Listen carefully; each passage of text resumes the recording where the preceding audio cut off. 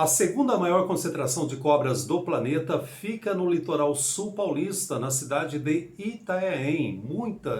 Muitas cobras venenosas. Estou falando da jararaca ilhoa, da Ilha da Queimada Grande, da Ilha das Cobras. Hoje o nosso assunto é sobre história e ciência. Muita cobra, muita informação para você aqui no nosso canal. Vamos viajar na história? Vamos viajar na ciência? Vem comigo nessa!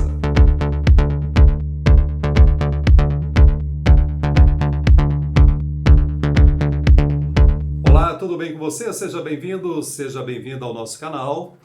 O nosso papo de hoje, Ilha da Queimada Grande, a Ilha das Cobras, que foi considerado esse local como o local mais perigoso do mundo. Isso aconteceu em 2010 no o famoso site Listverse, que é um site que lista os melhores, os piores, os mais perigosos do mundo, muito conhecido no mundo inteiro, colocou a Ilha da Queimada Grande como sendo o local mais perigoso para se visitar no mundo. O nosso assunto é sobre isso, sobre cobras, sobre mitos, sobre a importância da preservação desses animais, sobre a questão também histórica da Ilha da Queimada Grande. E tem muito mito em relação a esta ilha, mitos que são importantes, fazem parte da tradição oral, mas numa aula de história, é claro que nós precisamos ter uma visão crítica, utilizar a ciência também, o que a ciência escreveu até agora sobre este assunto. Eu vou falar dos mitos também, que é importante para a tradição oral, mas nós não podemos ensinar esses mitos como sendo uma verdade única para as crianças. As cobras. Muito bem. Vamos lá. A Ilha da Queimada Grande, a Ilha das Cobras, tem a Ilha da Queimada Grande e a Ilha da Queimada Pequena.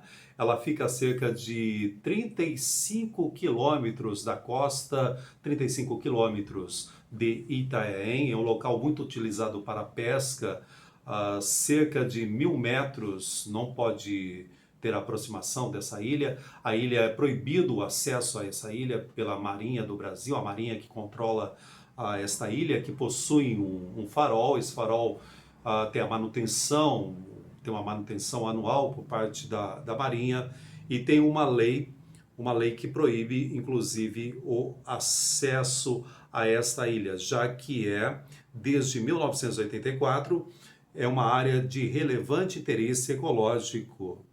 E quem tem acesso a essa ilha é principalmente o Instituto Chico Mendes de Conservação da Biodiversidade. Os pesquisadores do Instituto Chico Mendes, também o pessoal ligado ao Butantan, as faculdades públicas, principalmente aos pesquisadores, acabam recebendo autorização para acessar a essa ilha. Algumas reportagens também, né?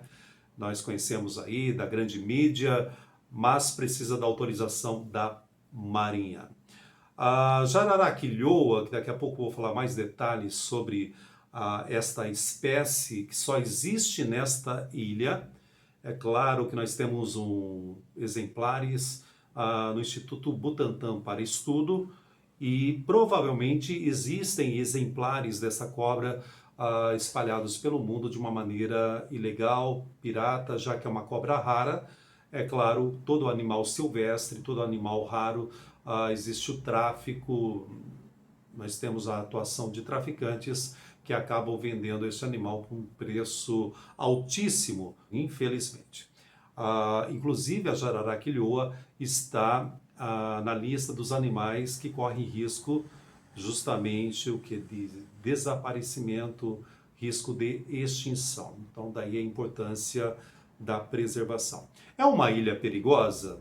É uma ilha perigosa. Perigosa por quê? Porque é o habitat desta espécie que deve ser preservada, né?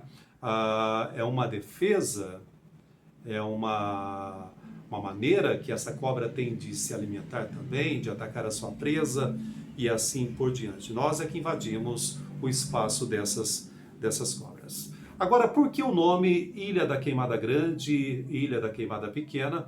É que até o final do século XIX, início do século XX, eram frequentes as queimadas nessa ilha justamente para afugentar, para espantar essas serpentes. Provavelmente teríamos um número muito maior de serpentes hoje se não fossem essas queimadas que foram proibidas depois, é claro.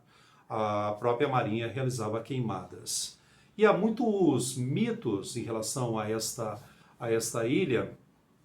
Um dos mitos fala de uma família que tomava conta do farol em 1920 e essa família acabou morrendo, acabou desaparecendo não, acabou, todos os membros dessa família acabaram morrendo e tem um mito até os dias atuais.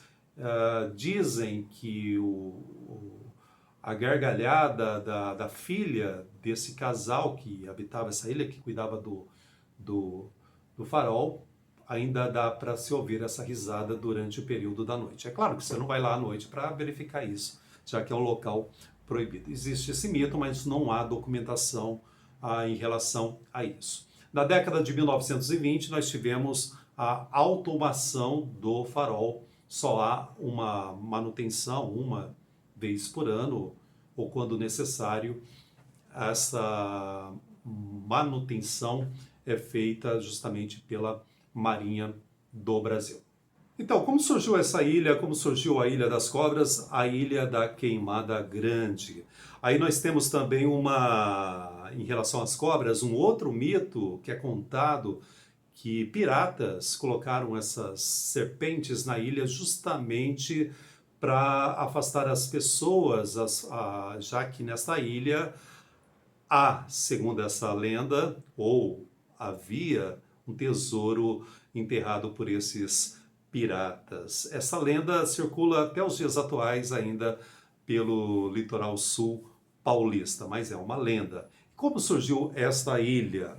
Estudiosos apontam que as serpentes que habitam o território estão ali há cerca de 11 mil anos, desde a era glacial.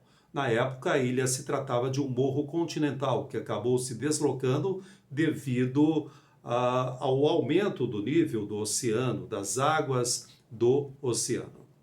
As jararacas que ficaram presas nesta faixa de terra, então se adaptaram às novas condições. A partir disso surgiu uma nova espécie típica da ilha, uma nova espécie de jararaca, que é chamada de jararaca ilhoa, que tem características específicas e também que só habitam, que só existem esse tipo de jararaca nesta ilha.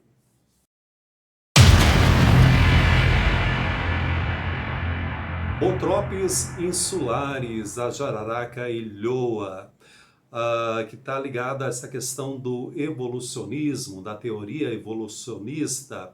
Vamos falar algumas características desta jararaca que são diferentes da jararaca continental.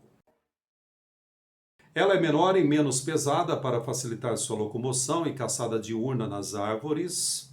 Sua cauda adquiriu capacidade de agarrar algo e a dentição ganhou um aspecto mais curvo para prender as aves mais facilmente e não soltá-las enquanto o veneno age. Sua pele se tornou mais elástica do que a das suas parentes continentais, uma vez que ela sobe nas árvores. Além disso, como ela ergue mais a cabeça, seu coração fica mais próximo dessa parte de sua anatomia para bombear com mais facilidade o sangue para o cérebro.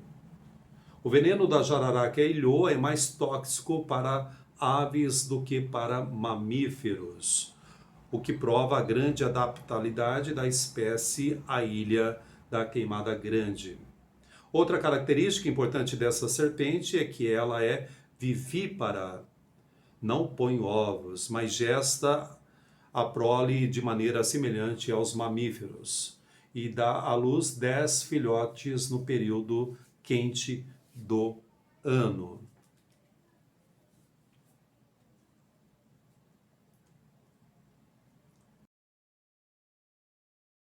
E não é de hoje que o Instituto Butantan estuda a jararaca ilhoa.